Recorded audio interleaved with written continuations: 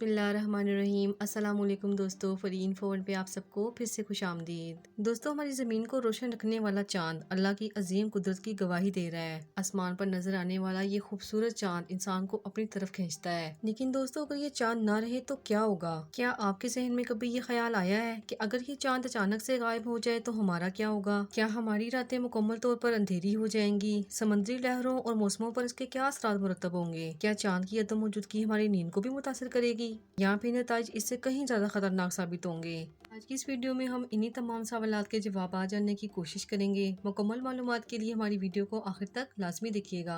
दोस्तों, दरअसल हमारी जमीन के करीब तरीन आसमानी पड़ोसी की भी अपनी कशिश शकल है जो जमीन से कहीं ज्यादा कमजोर है, लेकिन इस पर असरअंदाज जरूर होती है। इस कशिश की वजह से समंदर की लहरें कई बार आगे की जानिब हरकत करती हैं तो कई बार पीछे की जानिब, और इन लहरों को तवानाई हवा से मिलती है। हमारी जमीन का चांद पत्थर का बना हुआ है। चांद की खुद की तो कोई रोशनी नहीं होती, लेकिन ये सूरज से रोशनी हासिल करके जमीन तक पहुंच जाता है। सूरज की रोशनी चांद की तरफ पड़ती है और रिफ्लेक्ट होकर जमीन की तरफ चली जाती है। इस रोशनी का सिर्फ 9% हिस्सा ही हमारी जमीन तक पहुंचता है और बाकी रोशनी चांद अपने अंदर जज्ब कर लेता है। चांद कितना रोशन नजर आता है ये इस पर डिपेंड करता है कि सूरज, चांद और जमीन के दरमियान एग्जैक्ट एंगल क्या है। आप अल्लाह की कुदरत देखें कि सूरज, चांद और हमारी जमीन मिलकर कितने परफेक्ट तरीके से काम कर रहे हैं।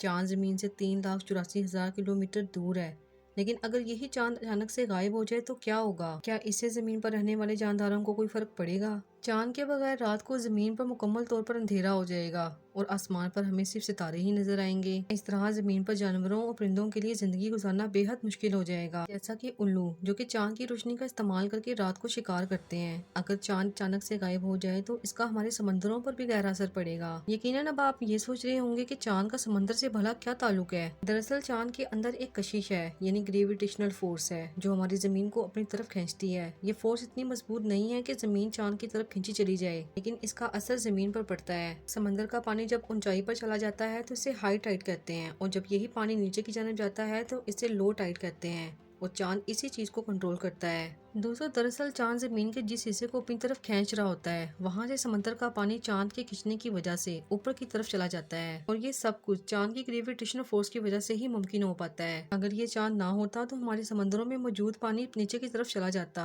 जिससे बेशुमार समुद्री मखलूक खत्म हो जाएगी, यानी चांद के बगैर समंदर में बहुत बड़ी तबाही आ जाएगी। ये अल्लाह ही की कुदरत है कि उसने हर चीज को इस तरह से बनाया है कि इसका ताल्लुक दूसरी चीज के साथ जोड़ दिया है। दूसरी तरफ अगर देखा जाए दोस्तों, अगर चांद ना हो तो खत्ते इस्तवा पर मौजूद समुद्री पानी गर्म और कुतुबैन यानी पोल्स पर मौजूद पानी मजीद ठंडा हो जाएगा, और यही असरात जमीनी इलाकों पर भी मुरतब होंगे। जमीन के अपने महवर दबाव में तब्दीली आने की वजह से मजीद मौसमियाती तब्दीलियां रूनुमा हो जाएंगी, और इस तरह जमीनी इलाके इंसानों के रहने के काबिल नहीं रहेंगे। यहाँ तक कि फसलों का खात्मा हो जाएगा, और दर्जा हरारत में तब्दीली से ऐसे बर्फानी दौर का आगाज होगा कि जिसके बारे में इंसान ने कभी सोचा भी नहीं होगा।